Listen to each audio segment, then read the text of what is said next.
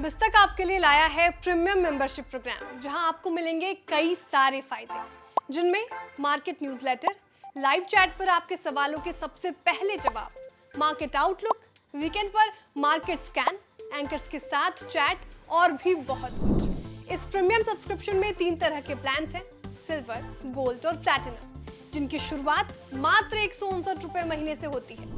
इससे जुड़ना भी बेहद आसान है। बिस्तक के YouTube चैनल पर जाएं, ज्वाइन बटन पर क्लिक करें और अपना प्लान सिलेक्ट करें। बस बन गए आप हमारे प्रीमियम मेंबर। आज भारतीय शेयर बाजार में तेजी का माहौल था। बैंक निफ्टी ने आज अपना नया हाई बनाया। 14 दिसंबर 2022 के बाद निफ्टी बैंक अपने नए स्तर पर पहुंचा और ये पहली बार 44,350 के पार गया। लेकिन इस तेजी में बैंकिंग शेयरों का बहुत कंट्रीब्यूशन था। आज एक शेयर हमारे रडार पर आया जो एक खबर के आने के बाद 14% तक चढ़ गया। अब क्या ये पूरी खबर विस्तार से समझने की कोशिश करते हैं।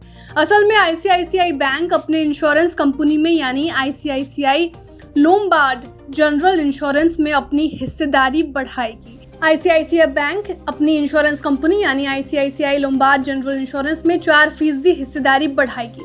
कंपनी के बोर्ड ऑफ डायरेक्टर ने आईसीआईसीआई लोम्बार्ड जनरल इंश्योरेंस में हिस्सेदारी बढ़ाने को लेकर मंजूरी भी दे दी।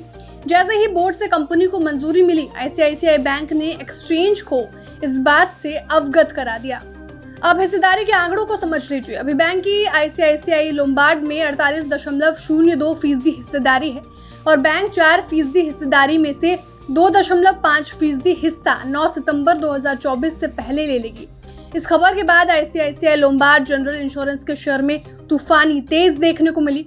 शुरुआती ट्रेड में ही आईसीआईसीआई लोम्बार्ड जनरल इंश्योरेंस का शेयर 14% तक भाग गया। घरेलू ब्रोकरेज हाउस की रिपोर्ट भी इस खबर के बाद आ गई।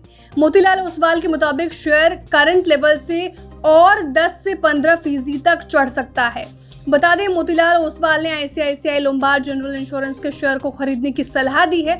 इसके मुताबिक शेयर 1400 का लेवल आने वाले समय में दिखा सकता है।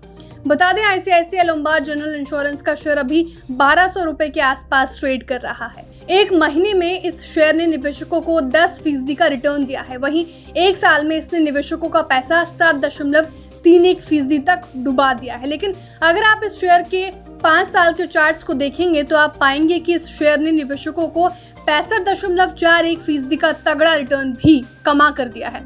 अब जाते जाते देश के केंद्र बैंक यानी आरबीआई ने और किन किन बैंकों को अपने इंश्योरेंस कंपनियों में हिस्सेदारी बढ़ाने की मंजूरी दे दी थी, ये जान लेते हैं। इसी साल मार्च महीने में रिजर्व बैंक ऑफ इंडिया ने आईसीआईसीआई बैंक को इंश्योरेंस कंपनी में अपनी हिस्सेदारी बढ़ाने के बारे में सोचने के लिए और वक्त दिया था।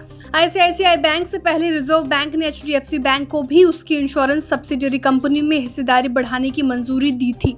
उस समय रिजर्व बैंक ने एचडीएफसी बैंक को उसकी इंश्योरेंस सब्सिडियरी कंपनी यानी एचडीएफसी लाइफ इंश्योरेंस और एचडीएफसी अर्गो जनरल इंश्योरेंस में अपनी हिस्सेदारी 50% से ज्यादा बढ़ाने की मंजूरी दी थी। Bureau report, बिस्तक।